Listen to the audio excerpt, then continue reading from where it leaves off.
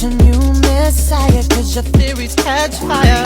I can't find your silver lining. I don't mean to judge, but when you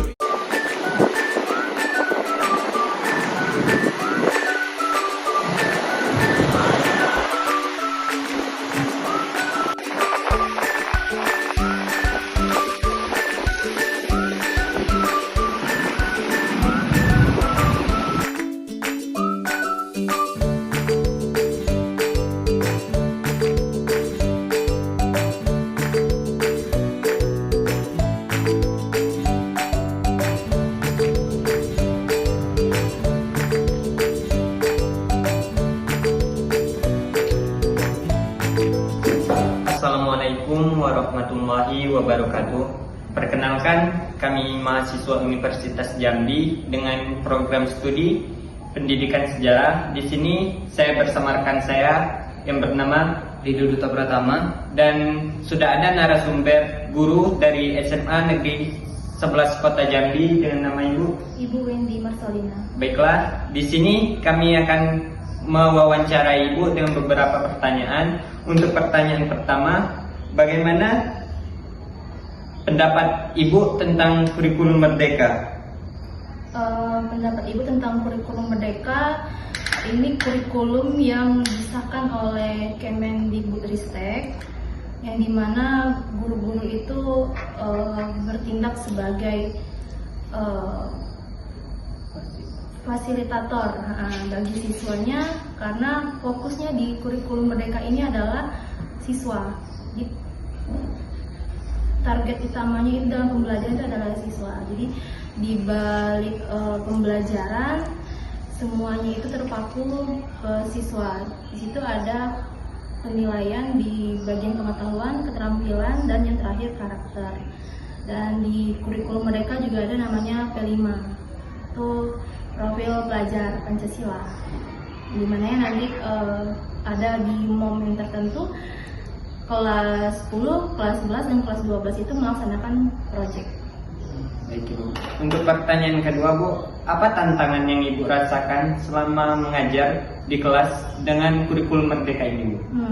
Jadi kalau tantangannya di sini, kurikulum ini kan setiap ganti menteri selalu berubah, ya. Baik perubahannya itu sedikit atau perubahannya lebih banyak. Jadi tantangannya pertama itu adanya perubahan. Jadi guru itu memang harus mengikuti perubahan-perubahan yang ada, harus terus belajar. Kemudian kalau di kelas juga bagaimana kita membawa siswa itu dalam pembelajaran itu terpacu untuk belajar, ya. Dan juga fasilitas sih lebih tepatnya kalau di kelas itu, dan minat siswa. Kalau fasilitas itu ada beberapa, kalau misalnya ibu pakai media pembelajaran, nah itu yang kurangnya itu kadang fasilitasnya infokusnya mungkin rusak, atau misalnya infokusnya dipakai sama kelas lain, jadi memang harus cepat. Baik, Ibu, untuk pertanyaan selanjutnya, ini kan, Bu, dalam satu kelas itu siswanya berbeda-beda minat maupun bakatnya. Begitu juga sikap dan perilakunya. Bagaimana Ibu menghadapi dan menyesuaikan sikap dan perilaku anak-anak yang berbeda itu terhadap pembelajaran yang Ibu ajarkan? Ya, kalau dari Ibu sendiri itu yang pertama adalah melakukan pendekatan dengan siswa.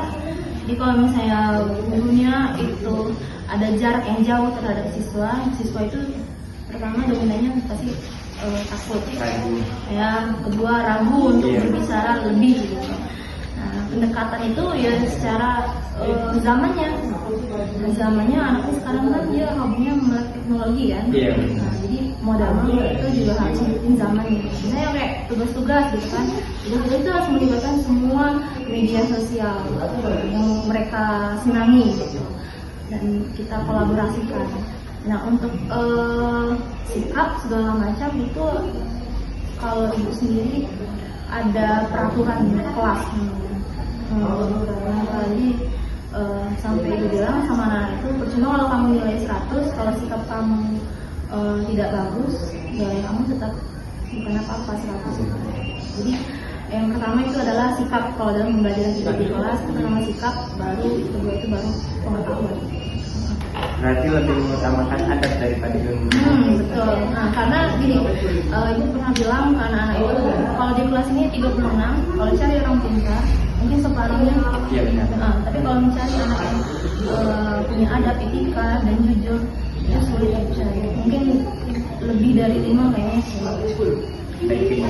Untuk pertanyaan selanjutnya, Bu, bagaimana cara Ibu mengasih atau memberikan motivasi kepada siswanya di dalam pembelajaran di bawah kurikulum Merdeka ini, Bu, untuk memotivasi siswa?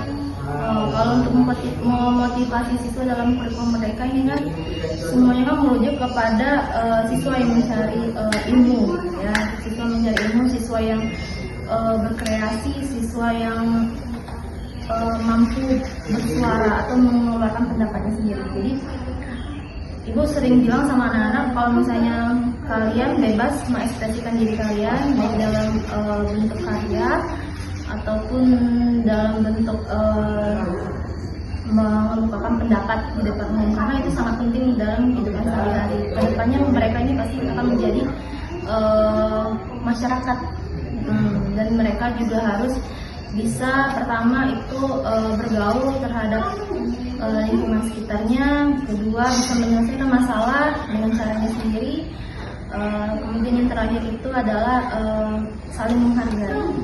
Ini kan selanjutnya pertanyaannya dari saya. Nah, untuk Ibu itu bagaimana cara Ibu mengukur kemajuan siswa dalam belajar di kurikulum Merdeka? Kurikulum Merdeka. Jadi cara Ibu untuk mengukur anak, ya itu dengan cara ada namanya penilaian. Nah, penilaian pengetahuan, ya, kemudian keterampilan sama karakter. Jadi kalau pengetahuan itu bisa nanti memberikan kuis, ya, teks tertulis maupun dalam bentuk tadi project. Jadi itulah penilaiannya, dan juga Ibu membuat rubrik penilaian agar nanti penilaiannya itu lebih transparan sih untuk siswanya, dan setiap pembelajaran pertemuan selanjutnya Ibu bakal melihat lagi perkembangan siswanya, apakah sudah lebih baik lagi atau malah stuck di tempat. Oke, Bu. Nah, ini kan Bu, kalau di kurikulum mereka kan ada rubriknya kan, perbedaan dari kurikulum Merdeka ini dengan kurikulum sebelumnya apa Bu? Apakah ada perbedaan? Sebenarnya tidak ada perbedaan yang cukup jauh, ya.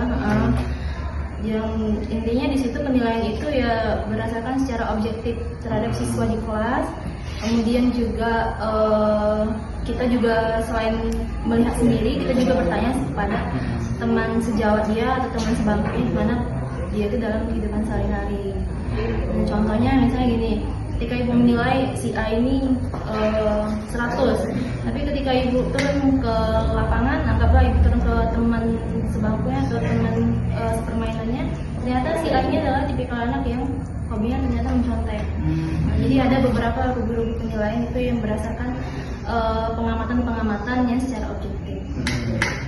Nah, Bu, untuk pertanyaan selanjutnya itu, menurut Ibu itu penting nggak peran orang tua dalam kurikulum Merdeka untuk siswa sendiri? Oke. Kalau dalam kurikulum Merdeka itu peran orang tua sangat penting, ya, karena pendidikan pertama itu adalah dari rumah, ya, dari rumah. Jadi kalau misalnya orang tua yang tidak tahu menahu apa itu kurikulum Merdeka, kemudian tidak tahu apa sih yang dikerjakan anaknya di sekolah, itu sangat rugi. Jadi orang tua hanya ingin anaknya pintar, tapi tidak mau membantu guru dalam membimbing anaknya mereka sendiri. Contoh kemarin itu kayak COVID kan, nah COVID baru terasa kan orang tua di rumah, wah susah ya ternyata yang ngurus anak sendiri gitu ya. Ternyata guru dengan berpuluh-puluh anak dia mampu mengendalikan, ya, kemudian bisa menyelesaikan masalah anaknya di kelas. Dan itu memang menurut saya itu sebagai cambuk sih, sebagai orang tua yang di rumah gitu kan, untuk lebih peduli lagi terhadap anaknya, karena kurikulum Merdeka ini kan dia berpusat kepada peserta didik kan.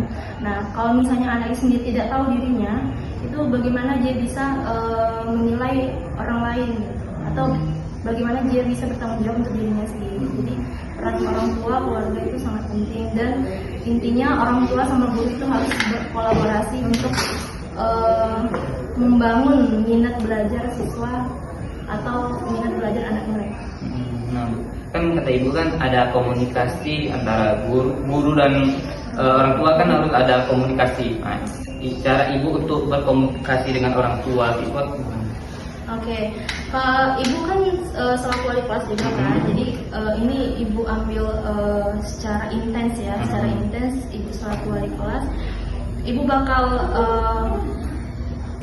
memberikan semua informasi terkait anak-anak mereka dalam bentuk grup, ya ada informasi dari sekolah atau guru yang bersangkutan, kemudian memberitahu kepada orang tua kalau misalnya anak mereka itu kegiatannya apa di sekolah, kemudian ada kendala apa dalam pembelajaran di sekolah, atau ada masalah apa di sekolah. Jadi, Assalamualaikum warahmatullahi wabarakatuh. Saya Muhammad Arifin Akbar dari Prodi Pendidikan Sejarah Universitas Jambi, ingin mewawancarai siswa dari SMA 11 Kota Jambi yang Nama saya Priya. baik. Saya akan mewawancarai perihal kurikulum Merdeka. Yang pertanyaan pertama, apa yang kamu ketahui tentang kurikulum Merdeka? Menurut saya kurikulum Merdeka itu kurikulum baru yang dibangun untuk mengajukan kemampuan siswa dalam berkreatif atau berpikir secara fleksibel. Gitu aja. Oke. Berpikir secara fleksibel. Untuk pertanyaan selanjutnya yang kedua, bagaimana cara guru membantumu dalam belajar di kurikulum Merdeka? Seperti memberikan kebebasan kepada siswanya untuk mengajukan tugas yang diberikan atau menjadi tugas sendiri. Pertanyaan selanjutnya yang ketiga, apa tantangan yang kamu hadapi saat belajar dengan kurikulum Merdeka?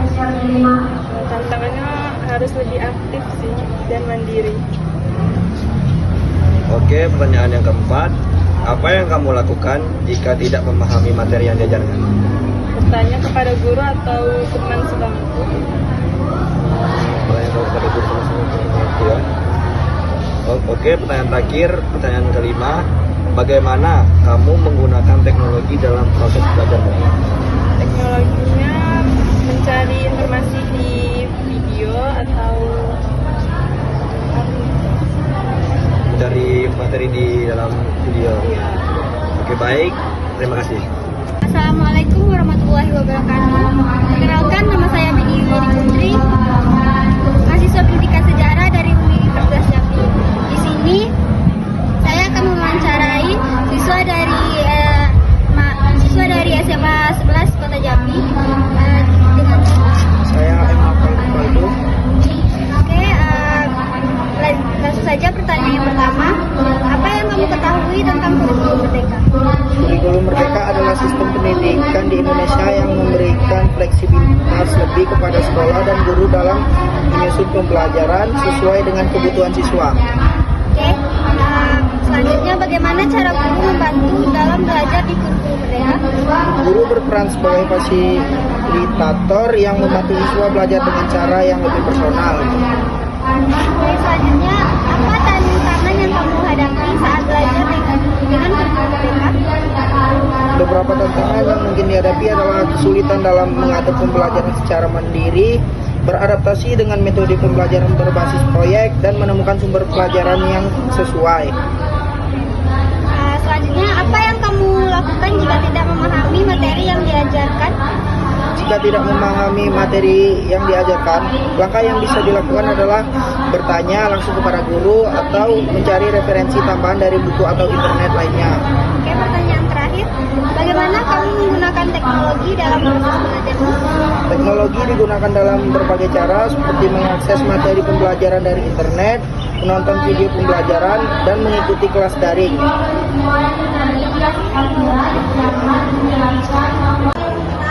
Assalamualaikum warahmatullahi wabarakatuh. Perkenalkan, nama saya Ridwan Saya mahasiswa dari Universitas Jambi, jurusan Pendidikan Sejarah. Baiklah, di sini saya akan mewawancarai salah satu siswa dari SMA Negeri 11 Kota Jambi dengan nama. Perkenalkan, nama saya Nadia. Baiklah, di sini saya akan mewawancarai, yaitu pertama soalnya pertanyaannya, apa yang kamu ketahui tentang kurikulum merdeka? Yang pertama yaitu metode pembelajarannya yang memperbanyak proyek, kita lebih banyak menggunakan media sosial seperti sistem dari guru dan meringkas materi. Untuk pertanyaan keduanya, bagaimana guru mengajarmu dalam pembelajaran kurikulum merdeka ini? Baik, sejauh ini guru di SMA 11 banyak dari YouTube, lalu siswanya meringkas materi yang ada di YouTube lalu dijelaskan ulang oleh guru. Baik, untuk pertanyaan yang ketiga, apa tantangan yang kalian hadapi dalam proses pembelajaran di kurikulum merdeka ini? Tantangannya lebih jenuh karena sering di-share di YouTube. Baik, untuk pertanyaan yang keempatnya, apa yang kamu lakukan jika kamu tidak memahami materi yang dijelaskan oleh guru tersebut? Pertama itu menanyakan kepada guru, lalu mencari di media sosial tentang materi tersebut tidak mengerti. Kalau misalnya masih juga tidak mengerti, bertanya kepada guru. Pertanyaan kelimanya, bagaimana cara kalian sebagai siswa menggunakan teknologi yang ada saat ini di sekolahan? Baik, menggunakan kita sebagai siswa mencari video-video tentang pelajaran lewat media sosial seperti YouTube, terus Google dan lain-lain. Terima kasih. Saya rasa hanya itu wawancara saya bersama siswa kelas 10 SMA 11 Kota Jambi. Saya akhiri. Wassalamualaikum warahmatullahi wabarakatuh. Assalamualaikum warahmatullahi wabarakatuh. Perkenalkan, nama saya Ridho Duta Pratama dari Program Studi Pendidikan Sejarah Universitas Jambi. Di sini saya akan mewawancarai salah satu siswa dari SMA 11 Kota Jambi, yaitu dengan Saya yang bernama Raffi. dengan di sini nama saya Ridho, saya ingin mewawancarai kamu tentang atau pasal kurikulum merdeka. Pertanyaannya yaitu, apa yang kamu ketahui tentang kurikulum merdeka? Menurut saya kurikulum merdeka adalah sistem pendidikan di Indonesia yang berbasis 50% menggunakan 70% menggunakan komputer dan 30% menggunakan program. Dan menurut saya itu juga adalah program yang dibuat pemerintah yang menurut saya kompeten yang sangat bagus. Karena dari situlah kita bisa mengetahui bagaimana cara mengutarakan ini dan bagaimana cara mengembangkan yang lainnya. Berarti kurikulum mereka menurut kamu itu lebih ke arah digitalisasi. Ya, digitalisasi terus dengan kompetensi ya. Nah, kompetensinya kan kebanyakan dia berkelompok gitu. Jadi kita bisa saling berinteraksi dengan kawan yang lain. Ya, berarti lebih melibatkan siswa. Iya. Untuk pertanyaan selanjutnya itu, bagaimana cara guru membantumu dalam belajar di kurikulum merdeka? Peran guru di kurikulum merdeka adalah sebagai fasilitator yang dimana dia menyediakan fasilitas-fasilitas yang dibutuhkan oleh siswa, seperti salah satunya kayak misalnya komputer, LKPD, lalu dan yang lain-lain gitu. Oke, untuk pertanyaan selanjutnya, apa tantangan yang kamu hadapi saat belajar dengan kurikulum merdeka? Nah, tantangannya itu ya salah satunya faktor sekolahnya letaknya di mana. Nah, itu faktor yang penting. Soalnya itu kan pasti keberadaan sinyal sangat penting untuk digitalisasi. Nah, lalu yang kedua dengan pengaruh fasilitas di sekolah. Berarti itu tantangannya itu dari fasilitas yang ada di sekolah. Iya. Oke.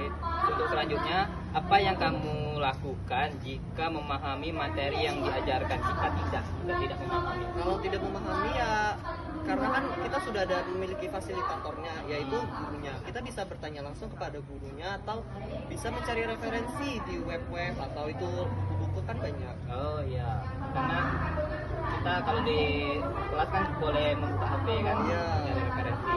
Ini untuk pertanyaan terakhir nih, bagaimana kamu menggunakan teknologi dalam proses pembelajaran? Menggunakan teknologinya ya